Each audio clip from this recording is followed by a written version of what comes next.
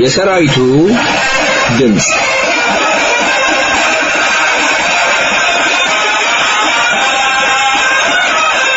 ይህ የሰራዊቱ ድምጽ ነው። የሰራዊቱ ድምጽ ከኢትዮጵያ ሳተላይት ሬዲዮና ቴሌቪዥን ጣቢያ ጋር በመተባበር በሳምንት አንድ ቀን ከዋሽንግተን ዲሲ የሚያስተላልፍላችሁ ዝግጅት አሁን ጀመረ።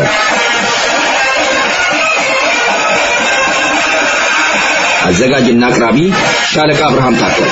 የቃል ኪዳን አደራ ሸክሙ የዜግነት ጣምራ ግዳጅ የደም አሻራ ማህተሙ የአገር አምድ የወሰን ሰንደቅ የክብር ማዕዘን መቅድሙ የወገን መንፈስ አለኝታ የሰላም ነጻነት ትልሙ የአፈሯ አፈር ፈተና የህይወት ራብና ጥሙ የአሸዋ ረመጥ እንፋሎት የአጥንት ማገዶ ፍሙ የጥይት አረር ህመሙ የወሰን የድንበር አጽሙ ስሙ ያጥንት የሥጋ የደሙ ውትድርና ነው ማህተሙ ኢትዮጵያዊነት ነው ትርጉሙ።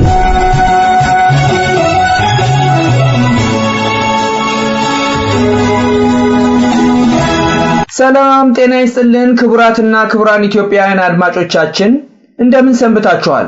የአክብሮት ሰላምታችን ዋሽንግተን ዲሲ ከሚገኘው የስርጭት ክፍላችን ይድረሳችሁ። የካቲት 7 ቀን 2012 ዓመተ ምህረት ቅዳሜ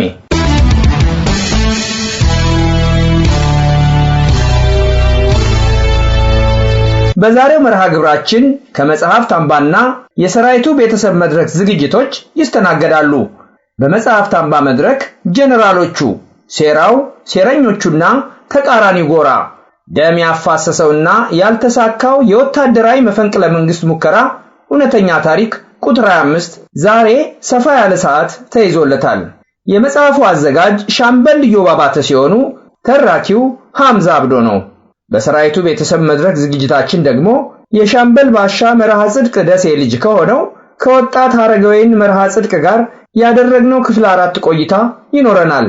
እስከ ዝግጅታችን ፍጻሜ ድረስ አብራችሁን ትቆዩ ዘንድ የምጋብዛችሁና የማስተናግዳችሁ የፕሮግራሙ አዘጋጅና አቅራቢ ሻለቃ አብርሃም ታከለ ነኝ። መልካም ጊዜ የተከበራችሁ ኢትዮጵያውያን ወገኖቼ፣ መልካም ጊዜ።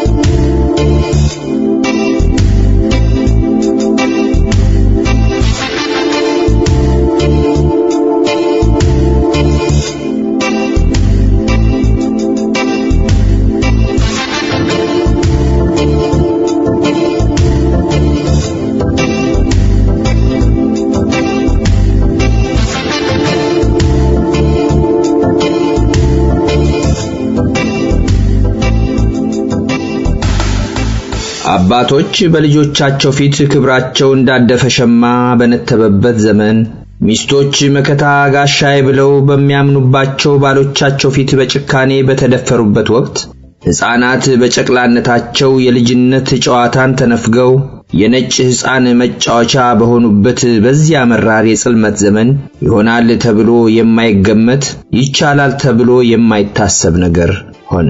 መላው አፍሪካውያን በባርነት ረግረግ በሚዳክሩበት ወቅት ወደ ጦቢያ ህልም የሚመስል ወሬ ተሰማ። ድፍን የጦቢያ ህዝብ አገሩ መወረሩን ሲሰማ ገበሬው ሞፈርና ቀንበሩን ሰቅሎ ጦርና ጋሻውን አንግቦ በሮቹን ወደ በረት ከቶ የጦር ፈረሶቹን አሰገረ። ሸማኔው ማዳበሪያውን አሽቀንጥሮ ጎራዴውን ታጠቀ። የሚወዳቸው ሚስትና ልጆቹን ተሰናብቶ ወደ ጠላት ገሰገሰ። ነጻነትን ተነፍጎ ሺህ ዓመት ከመኖር ለነጻነቱ ሲፋለም ነጻ ሆኖ ዛሬውኑ መውደቅን የመረጠው ድፍን የጦቢያ ህዝብ ለጠላት መትረየስ ደረቱን ሰጥቶ ወደፊት ገሰገሰ። ከጣሊያን መትረየሶች ድምጽ ይልቅ የአርበኞች ፉከራና ቀረርቶ የአድዋን ተራራ አናወጣት።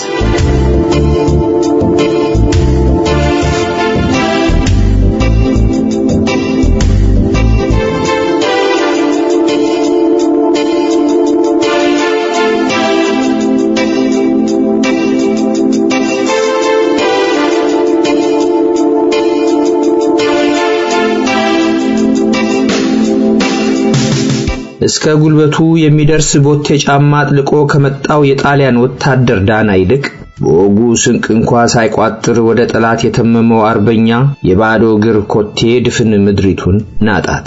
አባቶቻችንና እናቶቻችን ሕይወት ከፍለው ስለሰጡን ነጻነት ዛሬ ነጻ ሰዎች ነን። በባርነት ጭንቀት ቅስማችን ያልተሰበረ፣ በጭቆና ቀንበር ልባችን ያልተሸበረ፣ ጎንበስ ማለት የሚያንገሸግሸን፣ ቀና ብለን ኖረን ቀና እንዳልን ማለፍ የሚናፍቀን፣ የነጮችን ጥቃት ለመቋቋም ቆዳችን የሚሳሳብን አልደፈር ባይ የጥቁር አፈር ትንታጎች ነን። መጀመሪያ አድዋ ነበረች። ከአድዋም ጋራ የአድዋ የነጻነት መንፈስ ነበር። አድዋ ይሁናለች። የአድዋ ድል ሆነም።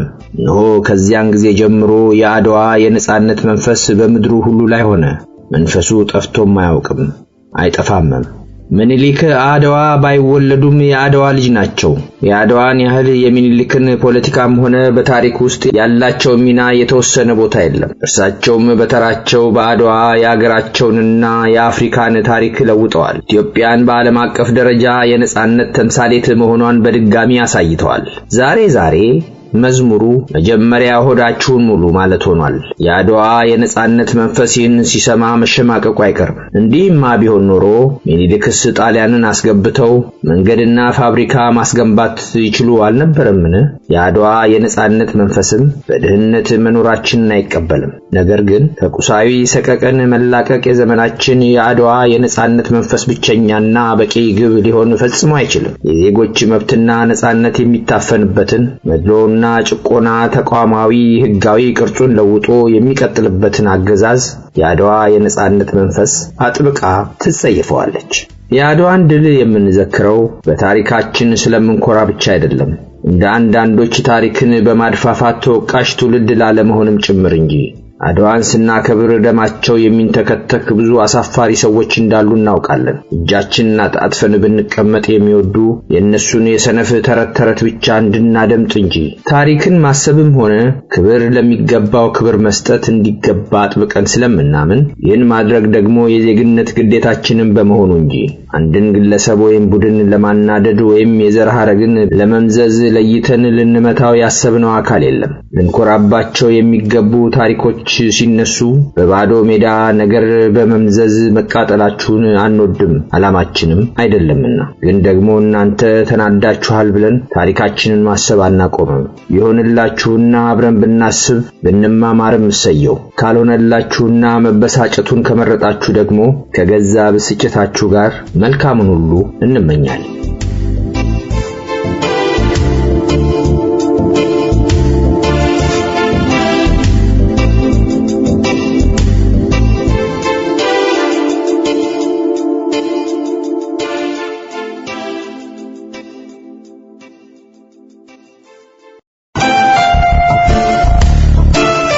ከመጽሐፍ አምባ ይህ መድረክ ከተለያዩ ጋዜጦች፣ መጽሔቶች፣ መጽሐፍትና ድረገጾች ለናንተ ለክቡራንና ክቡራት አድማጮቻችን የምናቀርብበት ክፍለ ጊዜ ነው። ከመጽሐፍ አምባ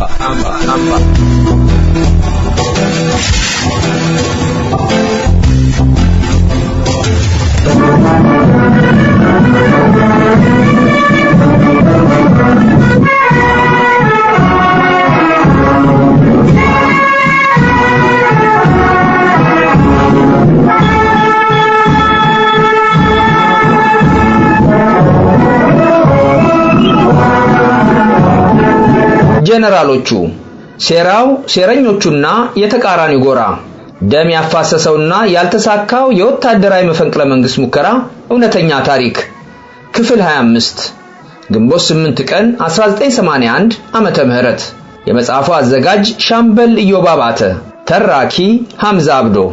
ባለፈው ዝግጅታችን የአስመራው ወታደራዊ መፈንቅለ መንግስት አመራር በተዋረድ ለጦሩ ከፍተኛ አዛዦች የኮሎኔል መንግስቱ አስተዳደር ስርዓት ማክተሙንና በምትኩ አዲስ ወታደራዊ ካውንስል ሀገሪቷን እንደሚመራ ካሳወቁ ከጥቂት ጊዜያት በኋላ በኢትዮጵያ ብሔራዊ ቴሌቪዥን የዜና አወጃ ክፍለ ጊዜ የፕሬዝዳንት መንግስቱ ኃይለ ማርያም የምስራቅ ጀርመን ጉብኝታቸውን በሚመለከት በምስል አሳየ። ይህ ሁኔታ በሁለቱ የመፈንቅለ መንግስት አድራጊ ቡድኖች ማለትም በአስመራውና በአዲስ አበባ መካከል በሰነድ ልውውጥ ስህተት ምክንያት ከፍተኛ ችግር መፈጠሩ ተስተዋለ። ለረጅም ዓመታት በወታደራዊ ህይወታቸው በሚግባቡና በሚተማመኑ የመፈንቅለ መንግስት መሪዎች ማለትም በሜጀር ጀነራል መርድ ንጉሴና በሜጀር ጀነራል ደምሴ ቡልቶ መካከል ትልቅ መቃቃርን አስከተለ። በዚህ ምክንያት የአስመራው መፈንቅለ መንግስት ቡድን የራሱን የሥራ ድርሻ ለመወጣት መንቀሳቀሱን ነበር እየተመለከትን ያለነው። ከዚያ በኋላስ ይልና ቀጣዩን ታሪክ ሐምዛ አብዶ እንደሚከተለው አቅርቦታል።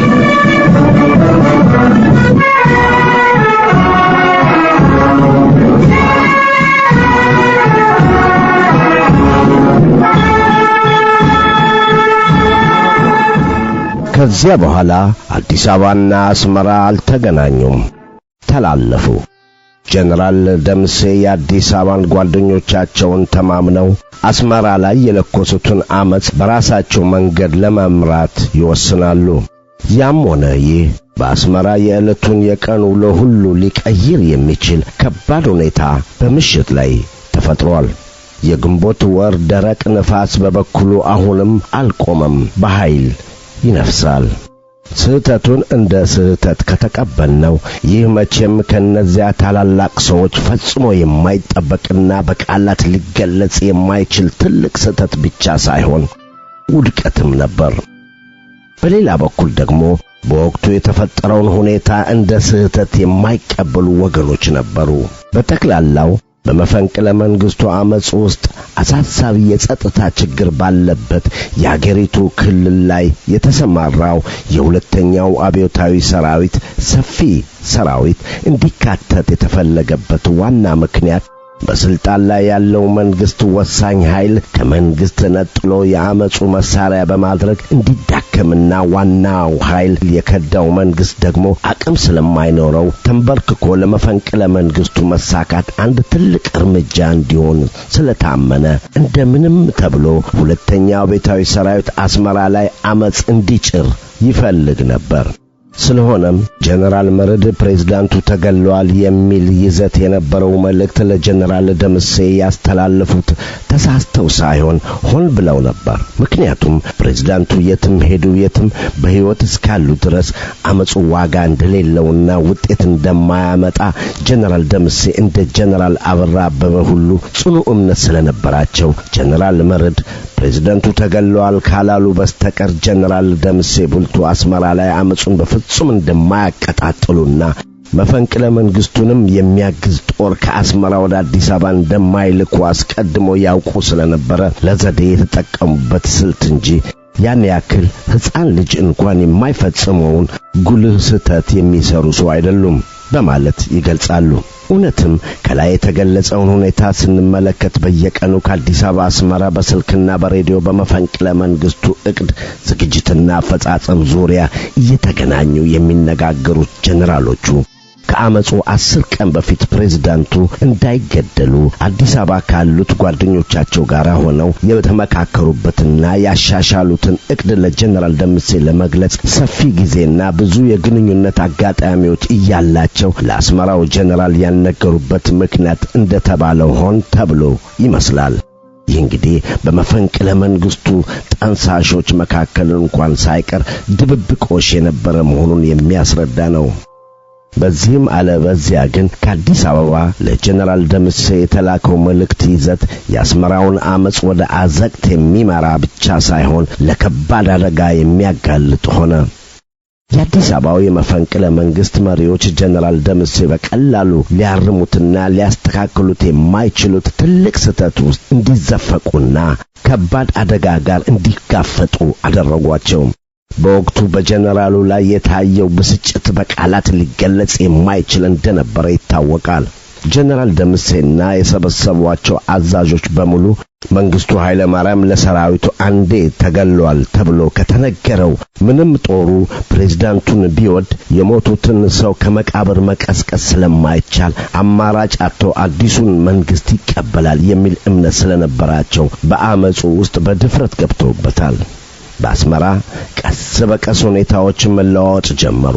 አመጹ መሪዎቹንና የሁለተኛው አብዮታዊ ሰራዊት አባላት ጆሮአቸውን ከሬዲዮን ጋር አጣብቆ የሚሆነውን ሁሉ እየጠበቁ ነው። ይህ የኢትዮጵያ ሬዲዮ ነው። ከምሽቱ 5 ሰዓት ሆኗል። ዘግይቶ የደረሰንን ዜና እናሰማለን። በጥቂት ጀነራሎች እዚህ አዲስ አበባ ላይ ተቃልቶ የነበረው ወታደራዊ መፈንቅለ መንግስት ሙከራ መክሸፉን አንድ የመንግስት ምክር ቤት ቃል አቀባይ አስታወቀ። ከአመጹ መሪዎች መካከል ሜጀር ጀነራል መርን ንጉሴና ሜጀር ጀነራል አማሃ ደስታ በያዙት የጦር መሳሪያ ራሳቸውን ሲያጠፉ የቀሩት ጀነራሎች መኮንኖች በሙሉ ያለምንም ችግር እጃቸውን በሰላም ለመንግስት መስጠታቸውን ቃል አቀባዩ ጨምሮ አስታውቋል በማለት ዘግይቶ የደረሰውን ሰበር ዜና በዝርዝር አቀረበ።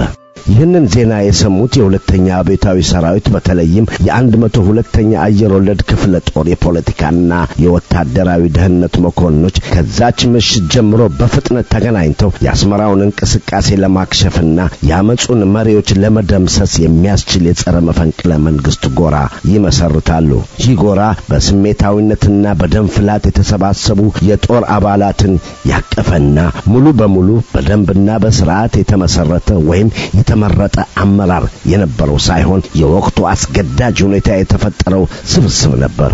የዚህ ስብስብ አባላት ሌሊቱን ሙሉ ያለ እረፍት በአስመራ ልዩ ልዩ የጦር ክፍሎች ውስጥ እየዞሩ አመጹን ለማክሸፍ ቅስቀሳ ማድረግ ይጀምራሉ። በአስመራ የመፈንቅለ መንግስቱ ደጋፊዎች እንቅስቃሴ በተጀመረበት ወቅት የሁለተኛው አብዮታዊ ሰራዊት መገናኛ ዋና ክፍል ባልደረባ የነበሩት ሻምበል ተሾመ ነጋሽ በአመጹ የመጀመሪያ 2 የውጥረት ቀናት ውስጥ የነበሩትን ሁኔታዎች እንዲህ በማለት ይገልጻሉ።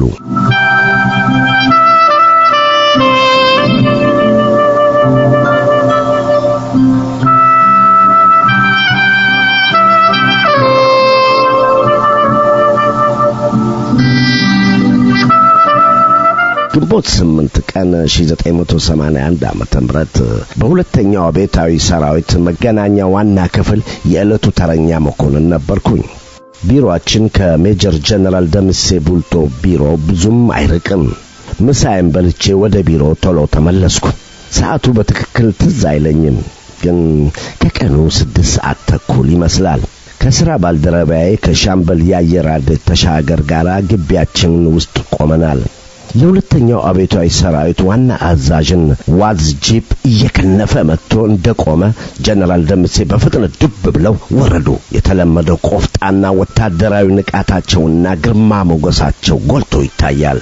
የሳቸው መኪና ቦታውን እንደያዘ ከኋላቸው የተከተሉ የነበሩት 2 የአጃቢዎቻቸውን ተሽከርካሪዎች በበትረ መኮንናቸው አቅጣጫ አመላክተው ካስቆሟቸው በኋላ እንደወረዱ ለኛ ባይሰማንም ሰብሰብ አድርገው የሆነ መመሪያ ሰጧቸው። የአጃቢዎቻቸው ቁጥር ከወትሮ በተለየ ሁኔታ በርከት ብለው ስላየናቸው አዛዡ ወደ ግንባር ለመንቀሳቀስ እንዳቀዱ ገመትን። ለጊዜው ምን እንደተፈጠረ ባናውቅም በኤርትራ ራስ ገዝ የወታደራዊ ደህንነት ጥበቃ የበላይ ኃላፊ የነበሩት ብርጋዴር ጀነራል አለማየሁ ወልዱ በጀነራል ደምሴ ቡልቱ ትዕዛዝ ሁለተኛው አብዮታዊ ሰራዊት ወታደር ፖሊስ ውስጥ መታሰራቸውንና የፖለቲካ በተለይም የወታደራዊ ደህንነት ሰራተኞች በአይነ ቁራኛ ጥበቃ ስር እንዳሉ ሰማን። በእንቅስቃሴ ላይ ያለው ሁኔታ ግልጽ ስላልነበረ ቀጣዩን ሁኔታ ለማወቅ ጓጓን።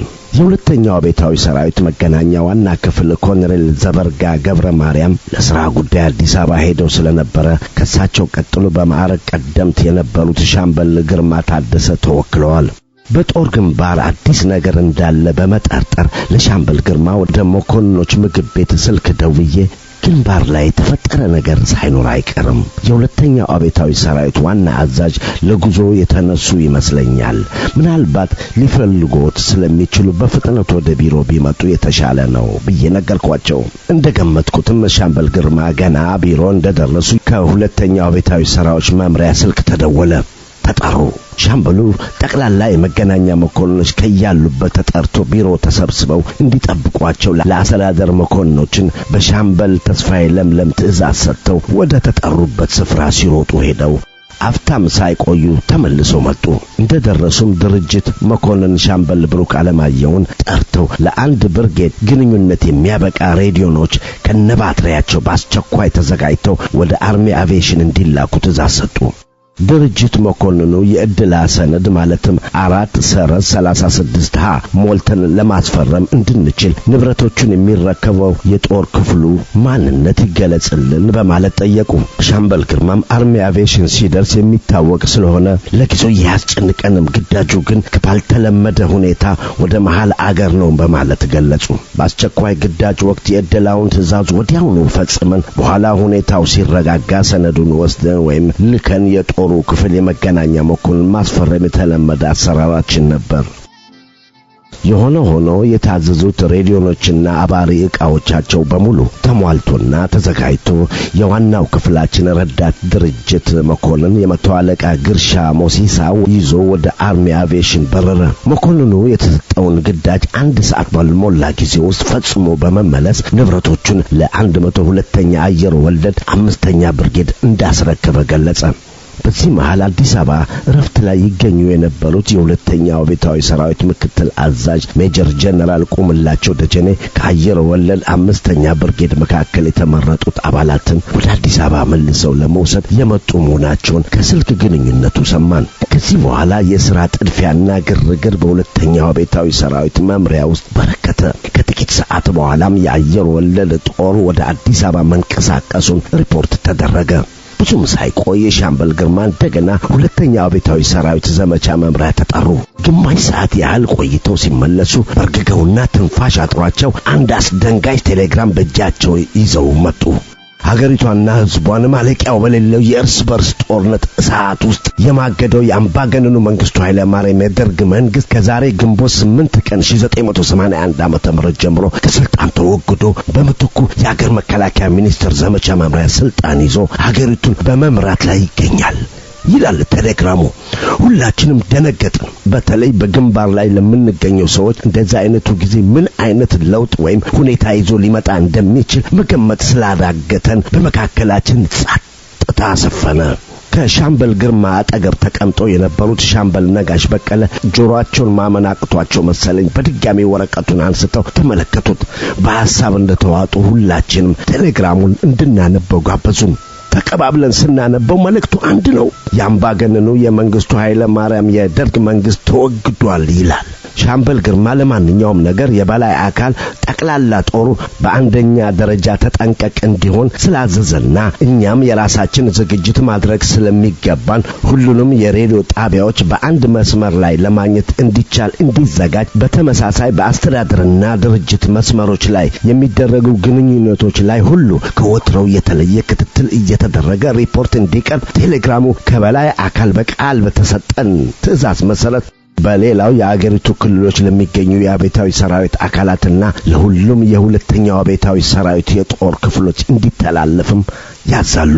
ሻምበል ግርማ ተናግረው ከጨረሱ በኋላ ሁላችንም ጸጥ እንዳልነው ከዚያ ከመካከላችን አንዱ ጓዳችን ሻምበል ገብረሃናና ተክለጽዮን ይህ መልእክት የቴሌግራም ፕሮቶኮል አልያዘም ወይም አልተጠበቀም፣ በዚህ ይዘቱ ብናስተላልፈው ሊያስጠይቀን ስለሚችል የበላይ አካል በድጋሚ ቢያስተላልፈው ጥሩ ይመስለኛል በማለት በመካከላችን ሰፍኖ የነበረውን ጸጥታ ሰበረው።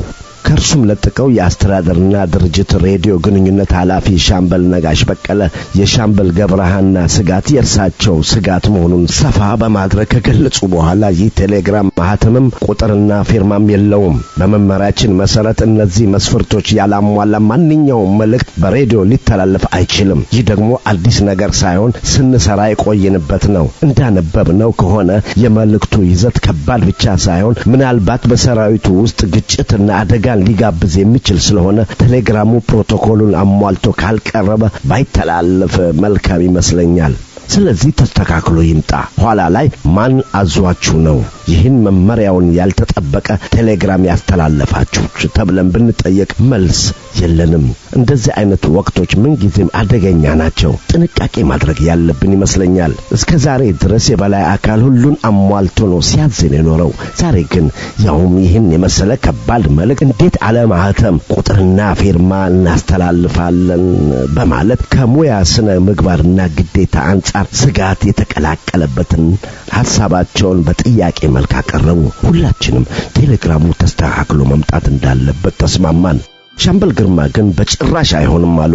ሌሎች አብረው ለነበሩ ጓዶች ሁሉ በቃል ትዕዛዝ እንደተሰጣቸው እኔም ይህንን ግዳጅ በአስቸኳይ እንዳስፈጽም በጥብቅ ተነግሮኛል።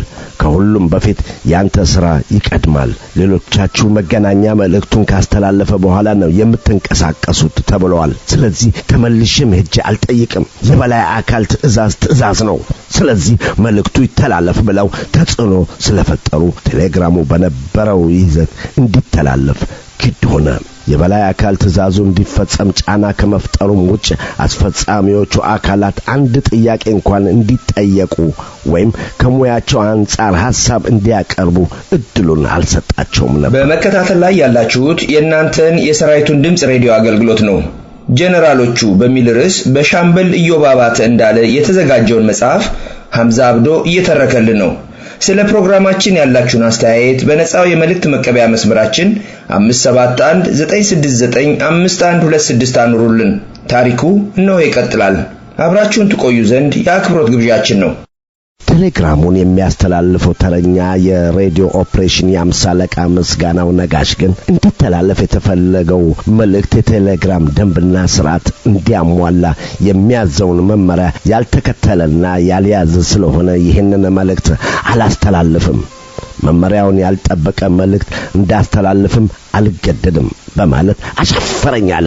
ሆኖም ሻምበል ነጋሽ በቀለ ራሳቸው የአምሳ አለቃው መልእክቱን እንዲያስተላልፍ በግድ ስላዘዙትና ይህንን ካልፈጸመ ከበላይ አካል ከባድ ቅጣት እንደሚጠብቀው ስላስፈራሩት ከብዙ ጭንቀት በኋላ የበታች ሹሙ ለሚከተለው ነገር ሁሉ ተጠያቂ እንደማይሆን አጥብቆ በመግለጽ መልእክቱን ማስተላለፍ ጀመረ። ይሁን እንጂ መልእክቱ የደረሳቸው ብዙ የጦር ክፍሎች ተጨማሪ ማብራሪያ እንዲሰጣቸው ሲጠይቁ፣ አንዳንዶቹ ደግሞ አንቀበልም በማለት ሬዲዮናቸውን ዘጉ። ሬዲዮናቸውን ከመስመር ውጭ ካደረጉ መካከል የአንበሳው 3ኛው ክፍለ ጦር ቀዳሚ መምሪያና የዋሊያ 2ኛ ክፍለ ጦር መምሪያ በቀደምትነት ተጠቃሽ ነበሩ። ምጽዋ ባህር ኃይል ግቢ ውስጥ ይገኝ የነበረው የሁለተኛው አብዮታዊ ሰራዊት የሬዲዮ ግንኙነት ጣቢያ የመገናኛ መኮንን ምክትል መቶ አለቃ መሐመድ አሊ መልእክቱ እንደደረሰው የአምሳ አለቃው ምስጋናውን ነጋሽን አንተ ሰውዬ የምትሰራውን አውቀሃል ወይንስ አብደሃል? እንዴት ቁጥር የሌለው እንደዚህ አይነት አደገኛ መልእክት ታስተላልፋለህ? በማለት በቁጣ የሰጠው ምላሽ አስታውሰዋለሁ። በተመሳሳይ ምክትል መቶ አለቃ መሐመድ መልእክቱን አልቀበልም ብሎ የነበረ ቢሆንም ከበላይ አካል ከባድ ቅጣት እንደሚጠብቀው ስለተነገረው ሳይወድ በግድ ትዕዛዙን ተቀብሎ ለባለ አድራሻዎቹ ቴሌግራሙን አስተላልፏል። የሁለተኛው አብዮታዊ ሰራዊት ዘመቻ መምሪያ የሬዲዮ መልእክት ለሁሉም የጦር ክፍሎች ስለመድረሱ ማረጋገጫ እንድንሰጠው ስላዘዘን ለጊዜው የደረሳቸውን በሙሉ ገለጽን። ብዙም ሳይቆይ ዘመቻ መምሪያ ትዕዛዙን አሻሽሎ በሬዲዮ ያስተላለፈውና የተቀበለውን ኦፕሬተር ስም የተላለፈበትንና ተቀባዩ ዘንድ የደረሰበትን ሰዓት ሳይቀር በትክክል መዝግበን እንድናቀርብ በጥብቅ አዘዘን። እኛም ለቀረበልን መጠይቅ መሰረት መልእክቱ የደረሳቸው ክፍሎች ሁሉ በየሰዓቱ ለዘመቻ መምሪያ እናሳውቅ ነበር። በሌላ በኩል ደግሞ የስልክ ግንኙነቱ ረዳት ኃላፊ ሻምበል ያየራል ተሻገር ከአንድ ሳምንት በፊት ወደ ዳራ ጳውሎስ የተዘረጋውን የስልክ ግንኙነት መስመር ሲከታተል ሁለተኛ ታንከኛ ብርጌድ ታንክና በቢኤምፒ ብረት ለበስ ፈጣን ባለ ሰንሰለት ተሽከርካሪዎች ይዞ በአስቸኳይ ቃኞ ጦር ሰፈር በመግባት የግቢውን ቁልፍ ቦታዎች እንዲይዝና አስመራ ከተማ ውስጥ እንዲሰማራ የሁለተኛው አብዮታዊ ሰራዊት ዋና አዛዥ ሜጀር ጀነራል ደምሴ ቡልቱ ለታንከኛው ብርጌድ አዛዥ ለሌተናል ኮሎኔል አርጋው ባንተይለኩ በስልክ ትዕዛዝ ማስተላለፋቸውን ሪፖርት አደረገ። መፈንቅለ መንግስቱ አዲስ አበባ ውስጥ እንጂ አስመራ ስላልነበረ ታንኮቹ ቃኘው ሁለተኛው አብዮታዊ ሰራዊት መምሪያ ግቢ ውስጥና ከከተማው መሃል እንዲሰማሩ ለምን እንዳስፈለገ ለጊዜው ግልጽ አልነበረም። ያልተለመደ የዘመቻ ስምሪት ነበርና ሁላችንም ግራ ተጋባን። ወዲያው የአስመራ ሬዲዮ ጣቢያ የፕሬዝዳንት መንግስቱ ኃይለ ማርያም መንግስት ከስልጣን መወገዱንና ፕሬዝዳንቱም እንደተገደሉ አስታወቀ። የሬዲዮ መግለጫ ለሁለተኛው አብዮታዊ ሰራዊት አካል የጦር ክፍሎች በቴሌግራም የተላለፈውን መልእክት ከፍ ወዳለ ደረጃ በግልጽ ስላሸጋገረው በጦሩ ውስጥ መደናገጥ ተጀመረ። ከዚህ በኋላ የመገናኛ ክፍል አባላት ሁላችንም 24 ሰዓት በስራ ገበታችን ላይ እንድንገኝ የሚያዝ የዕለት ትዕዛዝ ወጣ። የዜናውና የድርጊቱ ጫፍ ሁሉ ሁሉ መያዣና መጨበጫው ጠፋ። የሚሆነውን የሚያውቁት የበላይ አለቆቻችን ብቻ ስለሆኑ ከነሱ ስር የሚመጣውን የወሬ ፍርፋሪ ሁሉ ሳይቀር በማንኛውም መንገድ ለማግኘት እንጣጣር ነበር። በሁለተኛው ቤታዊ ሰራዊት መምሪያ በሌላ አካባቢ የነበሩት የፖለቲካና የወታደራዊ ደህንነት ሰራተኞች አደጋ እንደሚጠብቃቸው ስላወቁ ተሸብረው በአይነ ቁራኛ እንደሚጠበቁም ተረድተዋል። አንዳንዶቻችን የራሳችንን ዕጣ ፈንታ ምን እንደሆነ ሳናውቅ መንግስት ከተለወጠ እነርሱም የሚጠብቃቸው ሁኔታ የከፋ እንደሚሆን ተገንዝበን ምን ይውጣቸው ይሆን እያልን እናዝንላቸው ጀመር። የሆነ ሆነ ሁላችንም እንደተረበሽን ቀኑ መሸ። በምሽቱ ወቅት የሩቅ ርቀት ሬዲዮናችን ኃይላቸው ቀስ በቀስ ይቀንስና በመጨረሻ ላይ ይቋረጣል። ከሌሊቱ 11 ሰዓት በኋላ ሊነጋጋ ሲል ደግሞ እንደገና እንደ ሬዲዮኑ አይነትና እንደ አካባቢው ርቀት ግንኙነቱ ቀስ በቀስ ይጀምራል። ብዙ ጊዜ በግንኙነት ስራችን ላይ ከፍተኛ እንቅፋት የሚሆነው ይህ የአየር ጸባይ የሚያስከትለው አስቸጋሪ ሁኔታ ነበር። ይህንንም ሁኔታ ወይዘር ዘጋ ወይዘር ለቀቀ እንለዋለን። ቢሆንም በተቻለ መጠን ስልክ የሚደርስባቸውን ስፍራዎች ላይ በማተኮር ሁኔታውን እንከታተላለን። ማምሻውን የሻቢያና የወያኔ ሬዲዮ ጣቢያዎች መፈንቅለ መንግስቱን እንደሚደግፉ ገለጹ። ጭራሽ ሻቢያ በሁለተኛው ቤታዊ ሰራዊት ግንባር ለ15 ቀን ተኩስ እንደሚያቆም አስታወቀ። ብዙ የሰራዊቱ አባላት በግንባር ከምንፋለማቸው የለየላቸው ጠላቶቻችን ፈጽሞ ያልተጠበቀ ምላሽ ነበርና ሻቢያንና ወያኔን በሰጡት በዚህ ድጋፍ ተገርመን ውድቀታችንን ሲቆፍሩ የኖሩት እነዚህ ተቃዋሚዎች እንዴት ተባባሪ ሊሆኑ ቻሉ? አለ ጦሩ። አሁን ነገር ሊመጣ ነው። ይህንን ሁኔታ ስናወጣና ስናወርድ ከምሽቱ 2 ሰዓት ላይ ተገድለዋል የተባሉት ፕሬዝዳንት መንግስቱ ለሥራ ጉብኝት ወደ ምስራቅ ጀርመን መሄዳቸውን የኢትዮጵያ ሬዲዮና ቴሌቪዥን ጣቢያ ገለጠ። አሁን ነገር ሁሉ ተለበላለቀ። ማንን እንደምናምን ግራ ተጋባን። የሆነው ሆኖና አዲስ አበባ በሚገኘው የመንግስት መገናኛ ብዙሃን ላይ ትኩረታችን አደረግን። ህዋት በ1980 ዓመተ ምህረት አዲግራት የነበረውን የማቀባበያ ማይክሮዌቭ ጣቢያን ስለወሰደው የስልክና የቲቪ አገልግሎት ተቋርጧል። ከባለስልጣኖች ሆትላይን በስተቀር ወደ አዲስ አበባም ሆነ ሌላ ስፍራ ስልክ መደወል ሆነ መቀበል አይቻልም ነበር። በዚህ የተነሳ የኢትዮጵያ ቴሌቪዥን ፕሮግራም እንኳን ከዋናው የስርጭት ሰዓት ትንሽ ዘግየት ብሎ ነበር ወደ አስመራ የሚተላለፈው። ሁለተኛ ቤታዊ ሰራዊት መገናኛ ቢሮአችን ውስጥ ተሰብስበን ሻምበል ባሻ ወንዴ ፍራው ገላዬ የያዙትን ትንሽ ሬዲዮን ስናዳምጥ ከምሽቱ 5 ሰዓት ላይ የአዲስ አበባው ሬዲዮ በጥቂት ጀነራሎች መኮንኖች አዲስ አበባ ላይ የተቃጣው የመፈንቅለ መንግስት ሙከራ ከሸፈ በማለት አስታወቀ።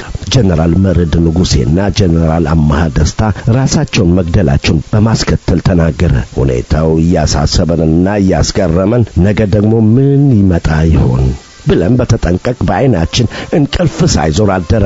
ወይዘር ሲለቅ እንደተለመደው የሬዲዮ ግንኙነቱ ተጀመረ። ምንም እንኳን ሻቢያ በሁሉም የሁለተኛው አቤታዊ ሰራዊት ለ15 ቀን ተኩስ እንደሚያቆም አስታውቆ የነበረ ቢሆንም ቃሉን አጥፎና አጋጣሚውን ተጠቅሞ ማጥቃት ይሰነዝራል የሚል ስጋት በጥርጣሬና ግምት ስለነበረ የግንባር ቀጠናዎች ሁሉ ያለ ውጊያ በሰላም ማደራቸው በሬዲዮም በማረጋገጣቸው ሁላችንም ተደሰትን። ከዚህ በኋላ የሚኖረው ሁኔታ ለመከታተል ከአስመራ አዲ ተክለዛን ከረን ቀዳሚ መምሪያ ድረስ በሬዲዮ ቅብብሎች በደቡባዊ ኤርትራ ደጋማ አካባቢዎች ላይ ለሚገኙ የጦር ክፍሎች አዳዲስ የአጭር ሞገድ ሬዲዮ ግንኙነታችን አቋቋምን። በ606ኛ ኮር በኩልም ምጽዋ 6ኛ ክፍል ጦርንና 4ኛ ታንከኛ ብርጌድ እንዲሁም የባህር ኃይል መድበን በስልክ ለመቆጣጠር የሚያስችለን ዝግጅት በፍጥነት አጠናክረን ስራችንን ቀጠልን። በዋናው ዘመቻ መምሪያ የሚካሄደውን የሬዲዮ ግንኙነት ደግሞ ሻምበል ዘሪሁን አጥናፉና ሻምበል አስረስ ለማ ይቆጣጠሩታል። የአዲስ አበባው መፈንቅለ መንግስት ሙከራ በከሸፈ ማግስት በእኛ ግንባር ምን አይነት ሁኔታ እንደሚፈጠር ስንጠብቅ ቆየን። ወዲያው የሁለተኛው ቤታዊ ሰራዊት ዋና አዛዥ የደርግ መንግስትን ለመጣል የሚደረገው ጥረት ተጠናክሮ እንደሚቀጥል የጸና አቋም እንዳላቸው ተገለጠ። ረቡዕ ግንቦት 9 ቀን ረፋዱ ላይ አንዳንድ የጦር ክፍሎች የዝ ጠግ ሳይጠብቁ በቀጥታ አዲስ አበባ ድረስ በሬዲዮ እየተገናኙ ስለሆነ ማንኛውም የጦር ክፍል ይህንን የመሰለ ድርጊት እንዳይፈጽም የሚከለክል ጥብቅ ትዕዛዝ በቴሌግራም ከሁለተኛው ቤታዊ ሰራዊት ዘመቻ መምሪያ መጥቶ ለክፍሎች ቢተላለፍም ትዕዛዙን አክብሮ የፈጸመ ማንም አልነበረም። ጭራሽ እንዲቆም የታዘዘው ይህ የእዝ ሰንሰለት ያልተጠበቀ የሬዲዮ ግንኙነት ከሰዓት ወደ ሰዓት ተጠናክሮ ቀጠለ።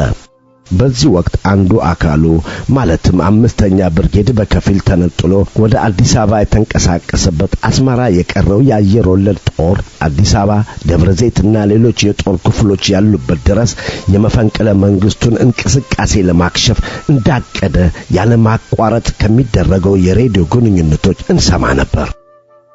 ሁኔታዎች በፍጥነት እየተለዋወጡ በመሄዳቸው የተነሳ ጀነራል ደምሴ ከሚያምኗቸው አለቆች ጋር የአዛዥ ለአዛዥ ግንኙነት ብቻ ለመመስረት በመፈለጋቸው የሁለተኛ ሜካናይዝ ክፍለ ጦር ዋና አዛዥ ኮሎኔል መስፍን አሰፋና የሁለተኛ ታንከኛ ብርጌድ አዛዥ ሌተናል ኮሎኔል አራጋው ባንተ ይለኩ ወደ እኛ ክፍል በመምጣት በዘመቻ መምሪያ የታዘዘላቸውን 2 ሬዲዮኖች ተረክበው ሄዱ። ከአዲስ አበባ አመጽ መክሸፍ በኋላ የሁለተኛው ቤታዊ ሰራዊት ጦር እንቅስቃሴ ያላማራቸው አስመራ የነበሩ ጀነራሎች በብርጋዴር ጀነራል ወርቁ ቸርነት አማካይነት የጦሩን ተወካዮች በዋሊያ አዳራሽ ሰብስበው ቢያነጋግሩም ፈጽሞ ድጋፍ እንዳላገኙ በወቅቱ ከኛ ክፍል ተወክሎ በስብሰባው ላይ የተገኘው ባልደረባችን ሻምበል አንበሴ ደሴ ገልጾልናል በማለት የሁለተኛው ቤታዊ ሰራዊት መገናኛ ዋና ክፍል ባልደረባ የነበሩት ሻምበል ተሾመ ነጋሽ ያስመራው እንቅስቃሴ እንደተጀመረ የነበረውን ሁኔታና አደጋን የሚያስከትለው ውጥረት ከሰዓት ወደ ሰዓት እየተባባሰ መሄዱን በማስታወስ ገልጸዋል።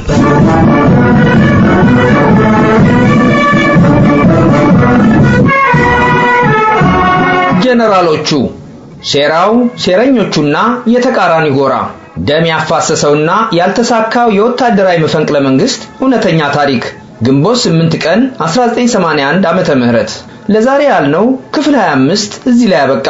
የዚህን ተከታይ በሚቀጥለው ሳምንት ዝግጅታችን ጠብቁን። የመጽሐፉን አዘጋጅ ሻምበል ኢዮባባተንና ተራኪ ሐምዛ አብዶን በእናንተ በተከበራችሁ ኢትዮጵያውያን አድማጮቻችን ስም ከልብ እናመሰግናለን።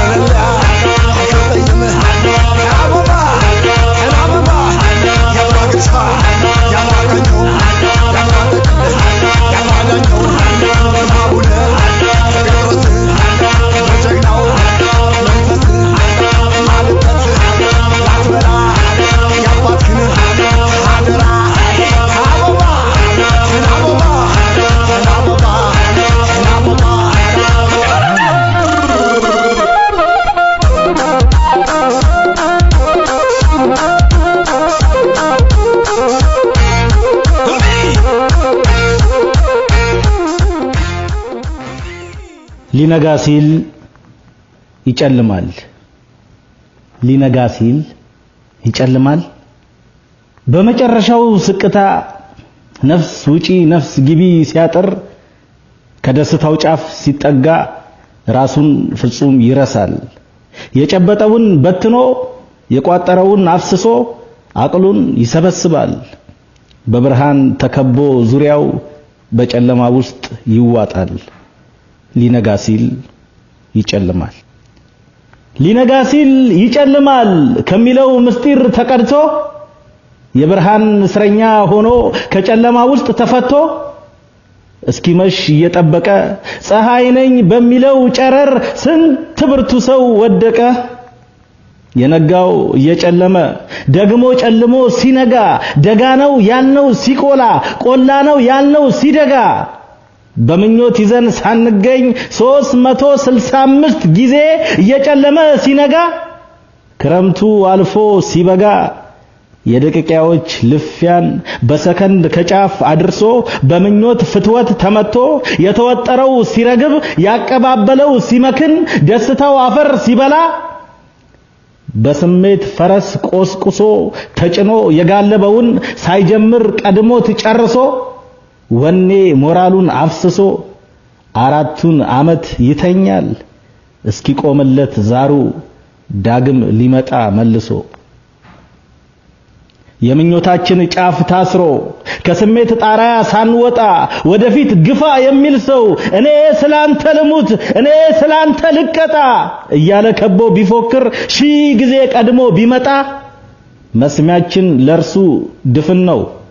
ልባችን ልክ እንዳውራንብ ሲበቃው አንዴ ሞጭልፎ ወጥቶ እንደሚቀር ከቀፎ ፀሐዩን አይመሳሰል አይታይ ወይ መሬት ወርዶ የማይጨበጥ ሆኖ ይቀራል መሃል ተንሳፎ። ጀግንነት እንደ ጸከንቶ የማታ ማታ ላይታይ ጨለማ ቦታውን ሲለቅ ከጎህ መቀደጃ ጀምሮ ከፀሐይቱ ጋር ፈክቶ የመስቀሉ ቀን ሲመጣ ብልጭ ብሎ ይጠፋል። የሰቀለውን አውርዶ በርባንን ጮሆ ያስፈታል። በወደቀለት ተሳልቆ ለገዳይ እርፍ ይጨብጣል። ስሜቱን ሳይገላገል እንዳረገዘው ይኖራል። ሊነጋ ሲል ይጨልማል። ሊነጋ ሲል ይጨልማል በሚለው የሞኞች ተረት ከፈታው የብልህ ቅኔ በስቃይ እየጨለመ በመከራ ውስጥ ሲነጋ በምሬት የገነባውን ደሙን ቀላቅሎ በወኔ የተጠበበበትን በድካም የቆመን ጎጆ ባንድ ሌት አፍርሶት ያድራል በስሜት ፈረስ ተነድቶ በጥቅም ሀገር ይሸጣል። ሀገር ስንት ይሆን የሀገር ዋጋ መጨረስ ያቃተን ከፍሎ ሕፃናት አፋቸው ደርቆ የሚሸሽበት ጥግ አጥተው ሲቀጡ በረሃብ አለንጋ የመኖር ተስፋቸው ርቆ በሲና በረሃ ነዶ በጥም አንጀቱ ተቃጥሎ እያየን ከሀገሩ ሸሽቶ ሲቀር በባህር ተውጦ ስንት ይሆን የሀገር ዋጋ መጨረስ ያቃተን ቆርጦ የሚሊዮኖች ልብ በችጋር በጥማት እየፈረሰ ዳግም ወደ ሞት ሲገፉ ከሽሽት እየታፈሰ ኢትዮጵያን አምላክ ቢተዋት ቆራርጦ የገዛት በላት ከፋፍሎ ለባዕድ ሸጣት በመከራ ውስጥ ተወልዶ በችጋር ረመጥ ውስጥ ሰጥሞ በባሩድ እየተቆላ ዝም ያለው ሁሉንም ውጦ ስንት ይሆን የሀገር ዋጋ መወሰን ያቃተን ቆርጦ ወይስ እንደ ተረቱ ላይቀር ጨልሞ መንጋቱ አረፈች በረረች እያልን ብንቆጣጠር በከንቱ ጅራፉ ከኛ ላይ ሳይወርድ በውርደት እየተቀዳን ያለ ክብር ስንቀር ተደፍተን የጥይት ሩምታ ዘንቦ ጎርፍ ሆኖ ባህር ሲበላን ችጋር ድንበር ተሻግሮ እርፍ ይዞ የሰው አንጀት ሲያርስ የወገን አንገት ሲቀላ የንጹሃን ደም ሲፈስ እኛ ግን ዛሬም በቅዠት በተረት አንቀላፍተናል። እኛ ግን ዛሬም በቅዠት በተረት አንቀላፍተናል። በሊነጋ ሲል ይጨልማል። እኛ ግን ዛሬም በቅዠት በተረት አንቀላፍተናል። በሊነጋ ሲል ይጨልማል። የላስ ቬጋስ ነዋሪ ተባባሪያችን የሆነውን ገጣሚ መርሻ አያሌውን እናመሰግናለን። በመከታተል ላይ ያላችሁት ከዋሽንግተን ዲሲ የሚተላለፍላችሁን የእናንተን የሰራዊቱን ድምጽ ራዲዮ አገልግሎት ነው። ስለ ዝግጅታችን ያላችሁን አስተያየት በመልእክት መቀበያ መስመራችን 57196995126 ብታኖሩልን እናመሰግናለን።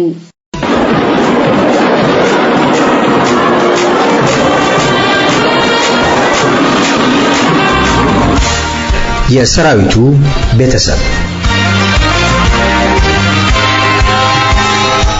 ይህ ዝግጅት የሰራዊቱን ቤተሰብ አባላት ከያሉበት ስለ ሰራዊቱ አባል ቤተሰባቸው ወይም ስለ ሰራዊቱ በአጠቃላይ ያላቸውን አስተያየትና ትዝታ ለናንተ የምናጋራበት መድረክ ነው።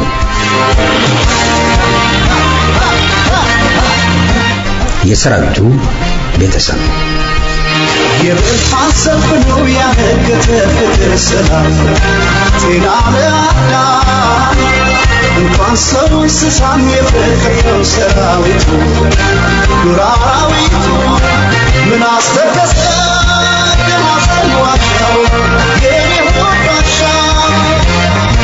የዛሬው የሰራዊቱ ቤተሰብ እንግዳችን የመጋቢ 50 አለቃ መርሃ ጽድቅ ደሴ ልጅ ወጣት ሀረገወይን ደሴ ይባላል።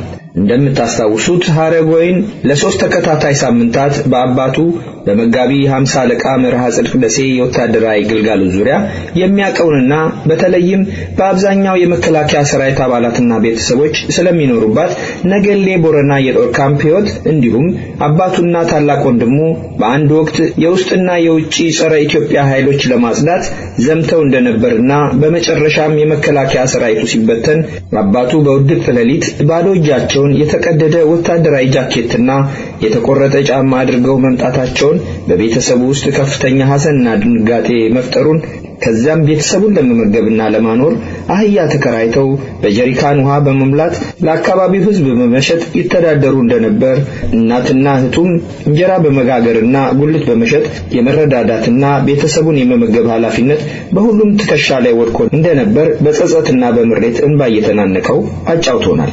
ታሪኩ ከቆመበት እነሆ ዛሬ ይቀጥላል። አብረን እንከታተል። የተከበራችሁ አድማጮች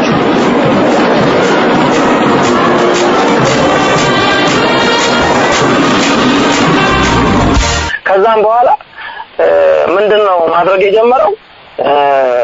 ሰዎች እርሻ ነው መቀጠር የጀመረው። እርሻ በ5 ብር በ4 ብር አረማ ድሮ እዛ የነበሩ አባቶሮች ድሮ በሶማሌ ጦርነት እዛው አካባቢ ዙሪያ የነበሩ ወታደሮች ጡረታ ወጣው ግብርና ውስጥ ተሰማርተዋል እና ከነሱ ጋር የተጸጋ አረማ ነው የገባው።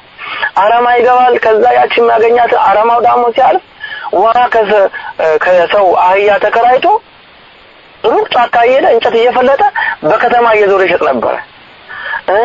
እንደገና ደግሞ የውሃ እጥረት አለ ሲባል ከሩቅ ወንዝ እየቀዳ በየከተማው በየምግብ ቤቶቹ በጀሪካን 25 ሳንቲም ሽጦ 4 ብርም 5 ብርም 10 ብርም እኛ ጉሮሮ መሸፈኛ አድርጎ ከኛ ጋር ይካፈላት ነበር እና እኔ ራሴ ውሃ እየቀዳው ጠብቀው ነበር። 4 ጀሪካን ይዞ ይሄዳል። 4ቱን ጠልጄ ጠብቀለታለሁ። 4ቱን ዞሮ ሽጦ ይመጣል። እንደዛ ያያለን 2 አመቱ ትክክል የሰቆቃ ጊዜ ነበር። እጅግ በጣም ሻለቃ ነገር የሰቆቃ ጊዜ ነበር። እቺ ጊዜ ታልፋለች፣ አይዟችሁ ልጆቼ፣ እቺ ጊዜ ታልፋለች። እህቴም ደግሞ ትንሽ ጊዜ እሷም ትምህርት እስከማቋረጥ ደርሳለች። በቃ ምንድነው የምታደርገው? ትምህርት ለብሰህ ነው በልተህ ነው የምትሄደው። ስለዚህ እንዴት አድርገህ ነው? ደብተር መግዣ የለ። ስለዚህ እሷ በቃ አንቺ ይሄንን አመት አቋርጪና እኔ እንጂ ጤፍ ነገር ወይም እንጀራ ተገዝቶ መሸጥ፣ ዳቦ የተጋገረ መሸጥ፣ ከዛች የምትገኘው አተፍ ለራሳችን ለዘይት መግዣ ለአንዳንድ ነገሮች መሸፈኛ ተብሎ እህቴ መስዋዕትነት ከፍላለች። እናታችንም እንደዛው። መጨረሻ ላይ አባቴ በቃ እንደዛ ያለ አህያ ገዛ።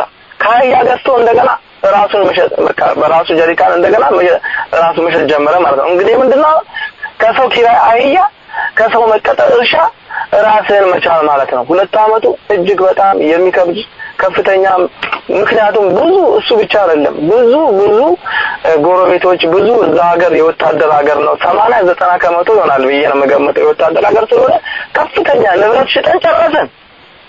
ስለዚህ ንብረት ሽጠህ ስጨርስ ማንም ነው ዘመዶች የሉ ሀብታም ዘመዶች የሉ ሁሉም ከእጁ ዳፍ ነው የተወሰነ ጊዜ ትዝ ይለኛል የተወሰነ ብር አዋጣው ላኩልን ለተወሰነ ለአንድ ወርም ለሁለት ወርም ብለው እና ነገሩ አባቴ በስራ በጣም ጠንካራ ስለሆነ በስራ የሚያምን ስለሆነ እኔ እቺን ሀገር አለ ምንም የሚያሳፍር ነገር የለም ለሰው ልጅ መስረቅ ነው ልመናና መስረቅ ነው ከባዱ መጥፎ ነገር ልመናና መስረቅ ነው እኔ ደግሞ እግዚአብሔር ይሄን አላስተማረኝ ስለዚህ ስራ ክብር ነው ስራ መክበር በስራ ሁላችንም ሰብስበን አናገረ ሁላችሁም በስራ እያንዳንዱ ድንጋይ ፍለጥና ራስን ህይወትን ምራ ከተባልክ ካለ አድርገን መኖር ትችላለህ ስለዚህ ሌላ ነገር እንደዚህ ሆነ አባቴ እንደዚህ ሆነ ብላችሁ ራሳችሁንም እንዳትጨናነቁ አልፈልግም እኔ በጣም አምኜበት እግዚአብሔር ያመጣውን ለመቀበል ስለሆነ ብሎ ወደዛ ተሰማራ በመጨረሻ የነበሩት እዛ አባቶሮቹ ወደሱ ጋር ያስጠጉት ወደ ግብርና ዓለሙ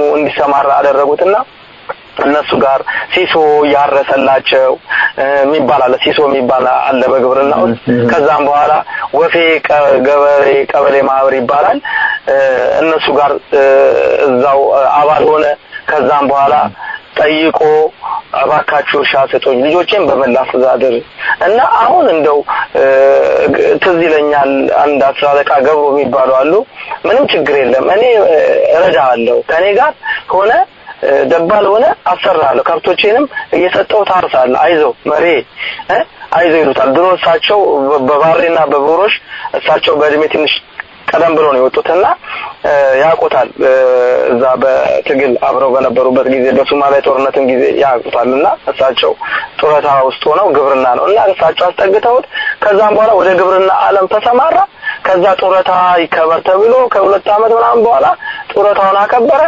እኛም የቀን ስራ እየሰራን ትምህርታችንን እየተማርን እየጎለበትን መጣልና 5 ሳንቲም ሳይኖር ከፍተኛ መስዋዕት ከፍሎ የሚያሳዝን ታሪክ ነው የምነግርህ ብዙ ሰዎች ጋር እየገፉ ብዙ ሰዎች ብዙ ነገር ያደረገን እና ለምንድነው መተቋቋሚያ እና ያን ነገር ሳይ ምንድነው በዛ ሰዓት ማስበው ይደርግ ሰራዊት ጫፍ የሚባለው አባቶቻችን በዚህ በኩል ያለው ነገር እቺን አገር ያቆዩዋትን በሰሜኑ ደግሞ የመገንጠልና ያለ መገንጠል ኢትዮጵያ እስከ ባህር እስከ ቀይ ባህር ድረስ የኢትዮጵያ አካል መሆኗን ነው እኛ ስንማር የምናውቀው ስለዚህ ይሄንን ነገር ለማስገንበር የተዋጋ ሰራዊት ምንድነው የጨፈጨፈው ብለን ራሴን ጠይቅ ነበር ሁላችንም ራሳችንን ጠይቅ ነበር እና እጅግ የሚያሳዝን ነው ሻለቃ አሁን እንደው የቤተሰብ ሁኔታ እንዴት ነው እንደው ቤተሰቡ በምን ሁኔታ ነው አባትና እናት አሁንም በህይወት አሉ ምን እየሰሩ ነው እህቶችስ እንደው አጠቃላይ ስለ ቤተሰቦች ሁኔታ ብትገልጽልን አዎ አባቴ እንግዲህ እኔም ወደዚህ ሀገር ከመጣሁ በኋላ ነው በህይወት በግብርና ዓለም ውስጥ ገባ በግብርና ዓለም ውስጥ ገብቶ በስመጥር ገበሬ ሆነ ከዛም በኋላ እንደውም እዛ ከነበሩት ሰዎቹ በከፍተኛ በስራ ሞራሉ በስራ አነሳሽነቱ ከፍተኛ አስተዋጽኦ አድርጎ እስከ ቀበሌ ገበሬ ማህበሩን ማገልገል ሊቀመንበር እስከመሆን ደርሷል ከዛ ከታች ተነስቶ እዛ አካባቢ በርሻ ስራ ተሰማርቶ እዛ ደረጃ ደርሷል ስለዚህ በግብርና ዓለም ውስጥ በመሰማራቱ ደከመኝ ሰለቸኝ ሳይል በመስራቱ መጨረሻ ላይ የጤና መታወክ በጣም ደረሰበትና ከዚህ ዓለም ከተለየ በሞት ተለይቷል 3 አመት እናታችን ያለችው እና ምክንያቱም እኔም እዚህ መጥቼ ጥሩ እንደው ለመጦርም እግዚአብሔርም አላደለውም ከመጋቢ 50 አለቃ መርሃ ጽድቅ ደሴ ልጅ ከወጣት አረጋዊን ጋር እያደረግን ያለነው ቆይታ አላበቃም ከዚህ አጭር የሙዚቃ እረፍት በኋላ እንመለስበታለን አብራችሁን ቆዩ የተከበራችሁ አድማጮች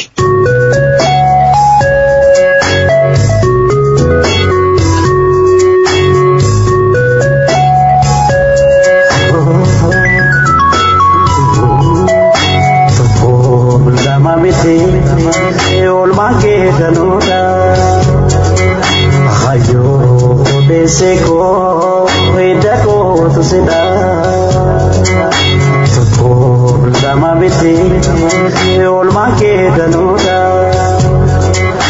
ayo de seko edako tu seda jia guutu garaatti na baatte ofii rakkatte rakkina koo baatte ji'a sagal guutu garaatti na baatte ofii kebeedofte namuja keellaatte ayo kodeesse koo baga kan koo taate ayo kodeesse koo baga kan koo taate rakkinaaf gadadoo hundumaa dandeesse ana guddifatte kana siin nageesse rakkinaaf gadadoo hundumaa dandeesse ana guddifatte kana siin nageesse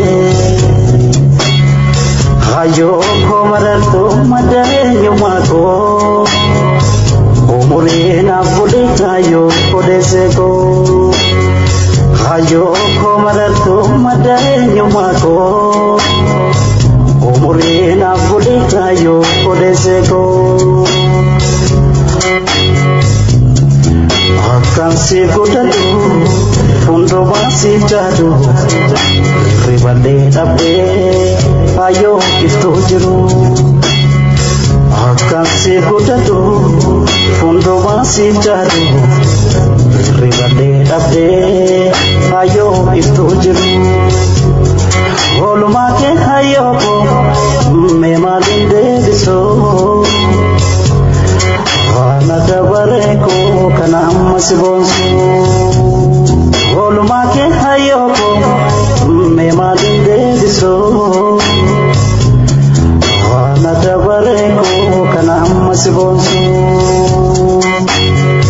hantu sinakile adapira ይህን patijada ማለፉ ትንጀራ እንዴት መጣህ አረጋዊን እዚህ እንዴት ገባ እንዴት መጣ መቼ መጣ እዚህ አሁን የመጣሁት አጋጣሚ የአሜሪካ ዲቪ ሎተሪ ደርሶኝ ነው የመጣሁትና በዛ አማካኝነት ነው ይሄንን እድል ደርሶኝ ወደዚህ ሀገር የመጣሁት ስለዚህ ይሄን ሀገር መጥቼ በቃ ነገ ያባቴ በጦር ሜዳም ሲስ እንደዛ በበረሃ ለበረሃ ሲንከራተት አሁንም ደግሞ እንደዚህ ሲሆን እኔም እዚህ መጥቼ ደግሞ እንደው ትንሽም በኑሮም በስራም ይሻላል የሀገር ሰርተ የምትጦረውን አባትህን እንደገና ህይወቱ በጣም በከፍተኛ ሁኔታ ታወቀና እኔም ሳልደርስለት ገና እንደመጣው በአመቱ ነው የሞተው እና ስለዚህ እጅግ በጣም አዝናለሁ እሱም ሞተ ነገር ግን እቺ ሀገር ላገለገለባት ከፍተኛ መስዋዕትነት ለሰራባት ብዙ ለደከመላት በአገልግሎቱ በሰራዊት ያገኛቸው እኔም እዛ ያለው እንደገና ቀብር ስነ ስርዓቱም ጓደኞቹም ያነበቡት ነገሮች አሉ የተሸለማቸው ሽልማቶችም አሉ እነዛ በወታደር አገልግሎት ለዚች ሀገር በሰራው እና እነዛ ነገሮች አሉ ማቃቸው ታሪኮችም የተሸለሙትም በወታደር አገልግሎት እንደው ሀረጋዊን አሁን ላለችው ኢትዮጵያ ምን ትመኝላታለህ ምን አይነት ኢትዮጵያ ማየት ትፈልጋለህ ዛሬ ያው የምታየው ነገር ነው እና እንደው ምኞትን እስቲ ንገረን ለዚች ሀገር ምንድነው የምትመኝላት እጅግ በጣም ማዝነው በዚች ሀገር ነው በጣም ብዙ አስተምረዋት ለፍሬ ያበቋት የራሳቸው ጡት ነካሽ ሰዎች አንዳንዴ እኔ በድረገጽ በማህበራዊ ድረገጽ ማየው ነገር አለ ሻለቃ እና አንዳንዴ ኢትዮጵያዊ ማንነት የለም የሚሉ አንዳንድ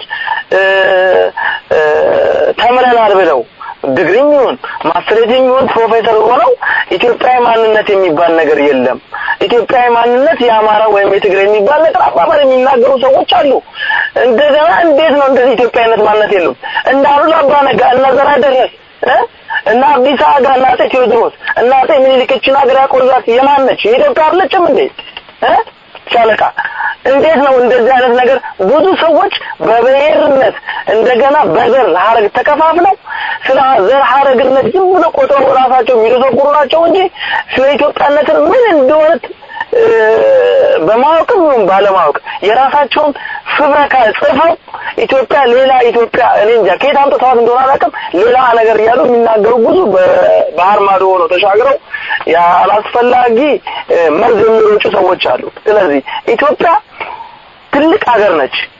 አፍሪካ የአፍሪካ ሀገሮች እንኳን ባንዲራዋን በሉዓላዊነት ቆይታ የምትኖር አፍሪካ ውስጥ ኢትዮጵያ ከመሆኗ የተነሳ ምሳሌ እንደዚህ የሷን ባንዲራ አድርገው አቅጣጫቸውን ፖዚሽናቸውን የባንዲራቸውን እንኳን ቀለም አንድ አይነት ሆነው ነገር ግን አቅጣጫቸውን አድርገው አርማቸውን ያደረጉ አሉ። እነዛ አፍሪካ ሀገሮች ስለ ኢትዮጵያ እውቅና የሰጡ አሁን የተነሳው አንዳንድ ቁንጽል አስተሳሰብ ይዞ ከየት እንዳመጣው አናውቅም። ታሪክ ኢትዮጵያዊ ማንነት የለም በሌላ በተለያየ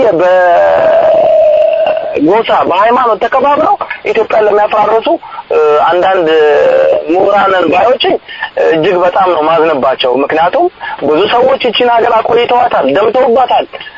እዛ ሶማሌ ጠረፍ ላይ አባቶቻችን ነው የአባቶቻችን ጓደኞች እኮ የፈሰሰው ደም ይወቅሳቸዋል። ብታምንም ባታምንም እንደዚህ የሚለፍፉት ደግሞ ቢያንስ በዘር ግንዳቸው ለዚች ሀገር ብዙ የወደቁላት እንደሆኑ መረሳት የለበትም። ራሳቸውን ዘንግተዋል። የኢትዮጵያ ሰራዊት ከብዙ ሰዎች ጋር ሚክስ ሆኖ የሆነ ነው እቺን ሀገር የጠበቃትና ተዋልዶ የሆነ ሰው ነው እና በማወቅም ባለማወቅም በመፈላሰፍም እውቅና ለማግኘትም ይሁን አላውቅም ኢትዮጵያ የምትባል ነገር የለችም እስከማለት የደረሱ አሉ።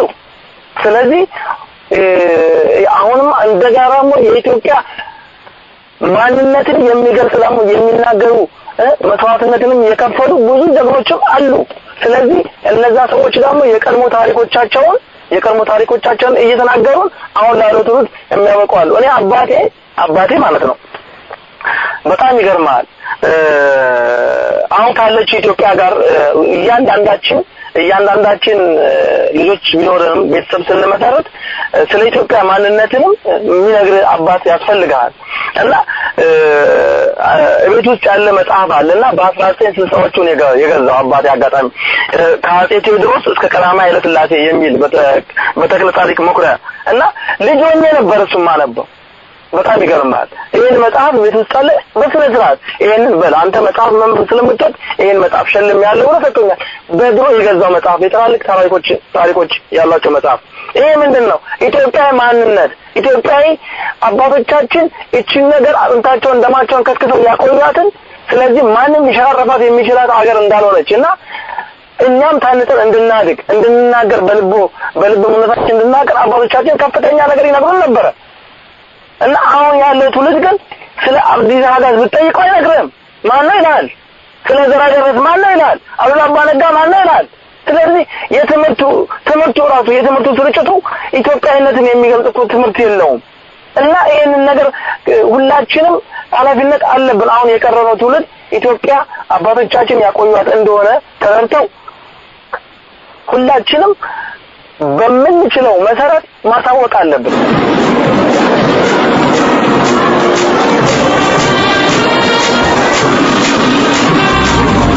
ከወጣት አረጋዊን መርሃ ጽድቅ ጋር ያደረግነው ቆይታ ለዛሬ ያልነው እዚህ ላይ ያበቃ። የዚህን ተከታይና የመጨረሻው ክፍል በሚቀጥለው ሳምንት ጠብቁን። እንግዳችንን ለስካሁኑ ቆይታችን በእናንተ በተከበራችሁ አድማጮች ስም አመሰግናለሁ። ጤና ይስጥልን አረጋዊ። بشير منا شغلكو امينا مني وبشير منا شغلكو بشير مني ويلي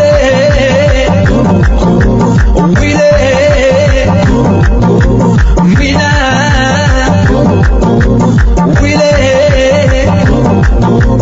منا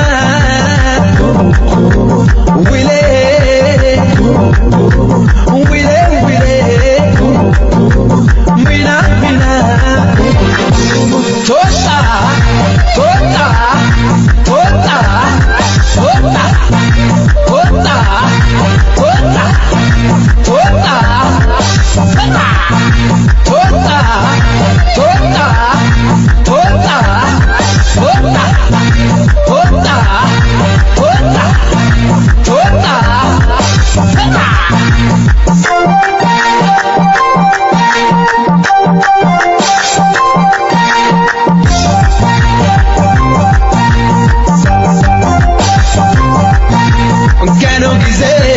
kanshawani anda bibao kanya susa ani shashi koko kanshawani gosh koko Ethiopia